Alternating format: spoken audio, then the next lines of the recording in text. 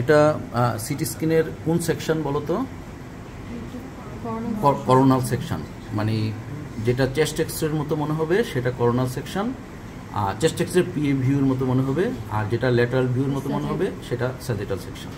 তো আমরা ধরো এই একটা সেকশনকে যদি সিলেক্ট করি, কি দেখতে পাচ্ছি এখানে? ডেফিনেটলি একটা অপাসিটি পাচ্ছি। আর কি এগুলি কি? এটা সাদা দেখা যাচ্ছে, this is calcification, calcified lymph node. এবং যদি এক্সিয়াল সেকশনে যাই, এখানে দেখো যে ক্যালসিফাইড লিম্ফ নোড পাচ্ছি। তাহলে অ্যাক্সিয়াল ক্যালসিফিকেশন এবং তার বাইরেও তোমার একটু ডিফিউজ ক্যালসিফিকেশন আছে। তো এরকম আমরা যদি মেডিসিনাল লিম্ফ নোডের ক্যালসিফিকেশন পাই, কোন দুইটা কন্ডিশন প্রথম চিন্তা করব তামজিদ? আমরা যদি লিম্ফ নোড ক্যালসিফিকেশন পাই ইন দ্য মেডিসিনাম, এই যে এখানে দেখো যে ক্যালসিফাইড লিম্ফ নোডস, মানে একটা ক্রনিক প্রসেস কিন্তু, তাই না? একিউট কোনো প্রসেস না। তো সেক্ষেত্রে আমাদের প্রথম দুটো চিন্তা কি আসবে? সিলিকোসিস এবং সার্কোডোসিস।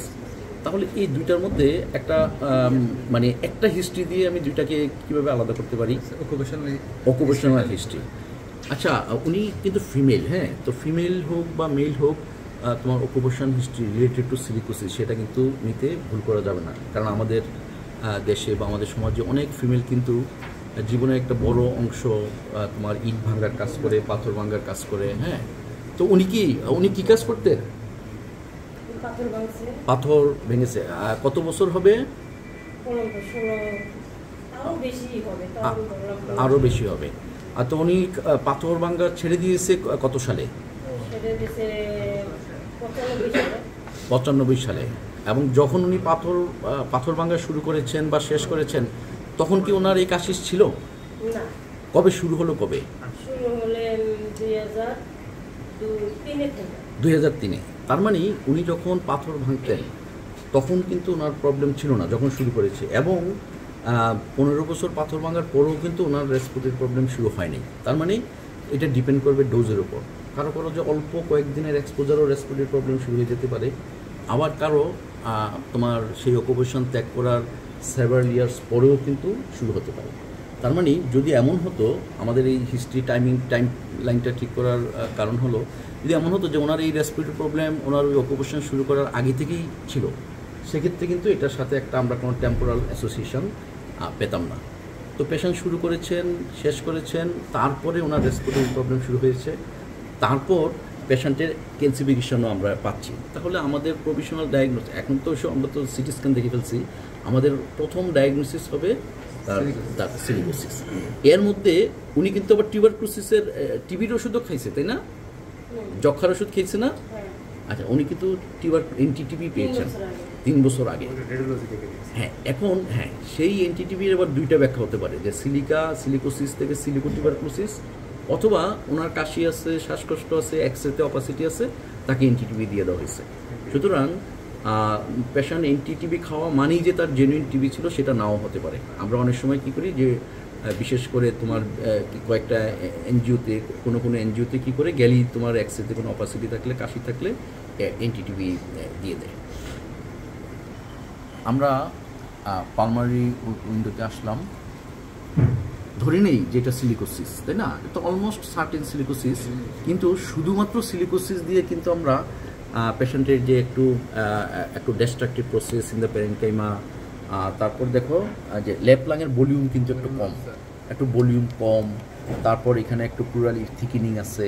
তার মানে ওনার সিলিকোসিস থেকে সিলিকোটিবি হয়েছিল, সেটা ভেরি লাইকলি হয়তো প্লুরাল ইফিউশন সাথে প্যারেনকাইমা ইনভলভমেন্ট ছিল। স্পুটামে অর্গানিজম ছিল কি ছিল না সেটা হয়তো উনি বলতে পারছেন না, তারপর নাও তো পাওয়া যেতে পারে, তখন সেটার কোনো এভিডেন্স আমাদের কাছে নেই। কিন্তু রেডিওলজিক্যাল এভিডেন্স কিন্তু বলে যে পেশেন্টের সিলিকোসিসের সাথে অন্য একটা মানে ক্রনিক ইনফেকশান, যেটা ক্রনিক প্রসেসে চলে যেতে পারে, ফাঙ্গাল বা টিউবারকুলার ইনফেকশান, সেটা হয়েছিল। এখন আমি যদি শুধু সিলিকোসিস দিয়ে ব্যাখ্যা করতে চাই যে এই লিশনটাকে, সেটাকে আমি কি বলতে পারি? ধরো সিলিকোসিস, এবং শুধুমাত্র সিলিকোসিস দিয়ে এটাকে আমি ব্যাখ্যা করব। কোনো সাথে টিউবারকুলোসিস না, সাথে মেলিগন্যান্ট ট্রান্সফরমেশন না, না এই যে এইটা এইটা। আচ্ছা, হোয়াট ইজ কংগ্লোমেরেট লিশন? কংগ্লোমেরেট লিশন একটা আছে যে অনেকগুলি, মানে এগুলি তো তোমার সিলিকার ডিপোজিশন, তাই না? তার অনেকগুলি মানে ছোট ছোট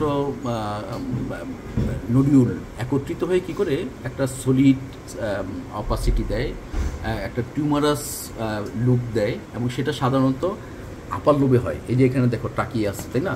এবং টাকিয়া বরাবর আপার লোব সাধারণত একটু ব্যাকের দিকে থাকে, কিন্তু সবসময় যে পোস্টেরিয়রলি থাকবে এমন কথা নেই। আর এটা খুব অ্যান্টেরিয়র না। তাহলে এটা কিন্তু আমরা on the background of silicosis, যদি আমরা সিলিকোসিসটাকেই ইস্টাবলিশ করতে পারি, তাহলে this may be explain by conglomerate lesion, this may be explain by silica. যাদের সিলিকোসিস আছে তাদের টিউবারকুলোসিস বেশি হয়, কারণ ম্যাক্রোফেজগুলি সিলিকাগুলি অ্যানগাল্প করে প্যারালাইজড হয়ে যায়, এবং ওই ম্যাক্রোফেজ কী করে আর টিউবারকুলোসিসকে ফাইট দিতে পারে না। ফাইট দিতে না পারার কারণে তার টিবি বেশি হয়। তো সিলিকো টিবি এটা একটা ডেভেলপমেন্ট অফ টিউবারকুলোসিস।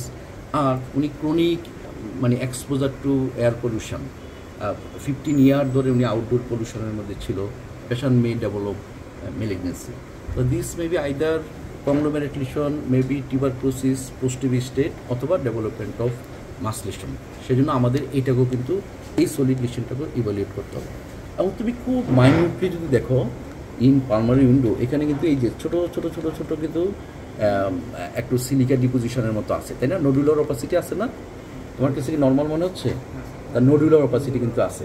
এবং মিলিয়ারি টিবি আর ডিফারেন্সিয়াল ডায়াগনোসিস, গতকাল আমরা একটা হিমোসিডোসিস দেখেছিলাম। তোমার এই কন্ডিশনগুলো কিন্তু মাথায় রাখতে হবে। যখনই তুমি এরকম নডিউলস পাবা, you should think of miliary tuberculosis, sarcoidosis, silicosis, haemosiderosis, তাই না? হিস্টোপ্লাজমোসিস, এই কন্ডিশনগুলি। ইভেন আরেকটু বড় হলে তোমার মেটাস্টিসিসও ডিটিতে আসবে। এবং এখানে কিন্তু আমি যদি খুব ফাইনলি দেখি, মানে চোখ দিয়ে দেখি, এখানে কিন্তু ছোটো ছোটো ছোটো ছোটো সিলিকা কণার মতো আছে কি না? আছে না? ছোটো ছোটো এই নজর আছে।